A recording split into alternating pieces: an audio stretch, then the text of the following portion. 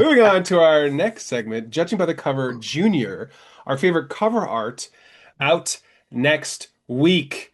I really liked Lobo #2 by Lee Bermejo, a variant cover that I will share now. Lee, always good. I don't know how artists like him have time because the dude is pumping out a cover for every Amazing Spider-Man issue or most of them, and all leading up to 1000. And he has time to do these Lobo covers too. Like, how much time does it take him to make one of these? Like, it's got to be a week, right? Yeah, I have no idea how this man manages his time, but he clearly does it. I have not read the issues, so I don't know if this is actually a scene from the book. I'm going to say probably not, but Lobo is doing some sort of wrestling move. I don't know anything about wrestling. Anyone who likes pro wrestling, Elbow prob drop. anyway, his muscles look very realistic, but also the robot is obviously a Lobo robot, but all of its A, gears and whatnot very visible. Sorry. a Lobot. Ooh, very nice. And there's a little creepy alien dude in there, like angry, which is a fun touch. It's like, And who's that from TMNT? Is it Krang? Kang, Krang, Krang, thank you. Krang, one of Krang? those. Let's Google it.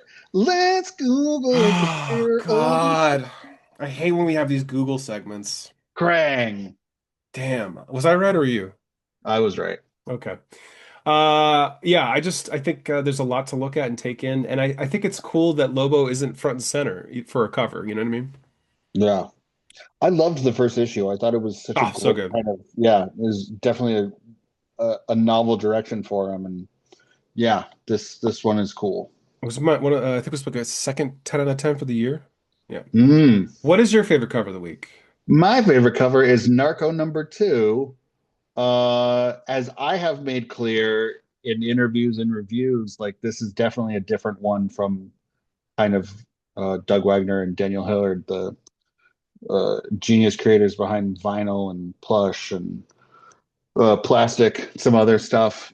This one was meant to be kind of more of a thriller and a little more subdued, which obviously it looks like that's not the case when you have a woman bleeding on a man in handcuffs. But, I think even if this is extra bloody, there's just kind of this weird, dreamy, ethereal quality.